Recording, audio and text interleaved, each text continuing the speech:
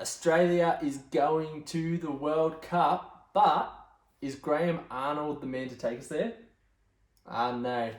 We're going to be chatting about Graham Arnold, so let's just jump into it. You're just copying me, mate. Yeah, I am. Graham Arnold went from zero to hero in that game against Peru.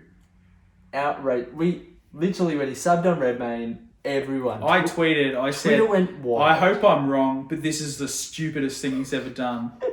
And you know what? Probably would have been had Redmayne not made the save. And all the stuff that's come out about it, people are definitely going to be paying attention about Australia at the World Cup, particularly our goalkeeping situation. Who knows, against France, they get a penalty, all of a sudden, boom, Redmayne's on again for half the match. Yeah.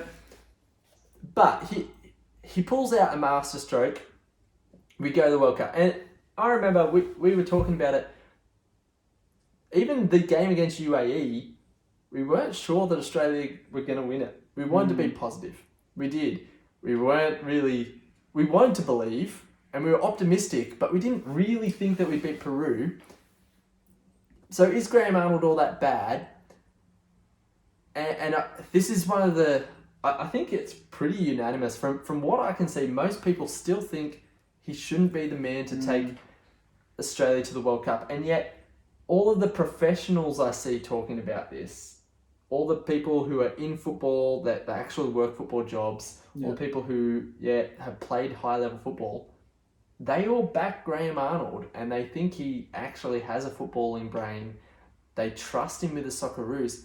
So I'm torn myself. Bradley, what do you think? Just off the bat, straight away, is Graham Arnold, should he be at the World Cup? No, I don't think he should be. But I don't think you sack him. I mean, this man, you think of the narrative and the way we qualify the World Cup, the drama and the save and the tactical masterclass, as you could say, to sub him on for that. Yeah. I still would have backed Ryan. I had no issues with Ryan. I thought, going into a penalty shootout, I was feeling confident with Ryan. But to do that and to work out, fantastic. But it's a big gamble. And from how I've seen us go in the big games in the World Cup qualifiers, we've been pretty poor. To be fair, when we played Peru, we could have been a couple of goals up at the break. Yeah. So we actually played well against Peru. I still don't think he's the man, but I don't think he'll sack him, and I probably think that's justified. I mean, he has got us to the World Cup. He's been through, I think, the whole campaign. Yep. So I probably wouldn't sack him now because he has got us there. You make an interesting point there. Our big matches against Japan and Saudi Arabia in the qualifying process, we were poor. We didn't look good enough. But I don't think that's what cost us in the end. It was the draw draws with Oman, China. the draw with China, yeah, and even the 0-0 draw with Saudi Arabia and Sydney. I felt like we had our chances to win that. The two games against Japan, I probably thought, you know what, we didn't actually play that well, and Japan were really good. Saudi Arabia in the second game was already done. It didn't matter. So it doesn't really matter about that second result because we weren't going through as the top two team. But that first game with Saudi Arabia, we should have won. So there's also that element of saying, Graham Arnold's he has his moments as a coach, but I don't think he's a particularly good coach for the Socceroos. But when does the responsibility go onto the players? Because Graham Arnold aside, we should beat China, we should beat Oman. No disrespect to those countries, but we're a lot better than those countries. But I think what we saw against Saudi and Japan though is we did struggle.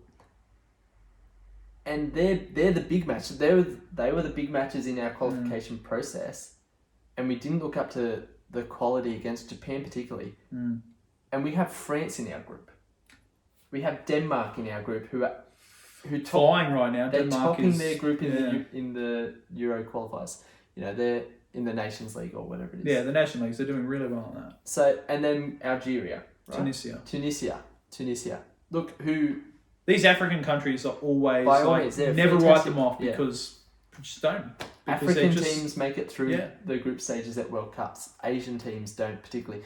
And so that's what I'm worried about. Has he got the tactical nous to actually match it? Last World Cup we were like, if we could snatch something against Denmark, maybe we could get through. And we just did not look quality. And Denmark have only gotten better since that World Cup. A lot better. And we have not really progressed. No. And so that's what worries me. That being said, did Bert van Marwijk have any tactical genius against those clubs? No, he played Daniel Arzani, and look where he's ended up. So maybe it's that we still, for some reason, think European coaches are better than our own, and maybe Ange Postecoglou is actually going some way to breaking down that stigma. So yeah, it's that kind of thing. We're stuck in between. Is Graham Arnold the best man for the job? No. Has he put in the hard yards and got us there? Yes. Would it be rough to sack him? Absolutely. But do we really want him at the World Cup? Yeah, it's a hard one. So I think it's not black and white. It's not straightforward.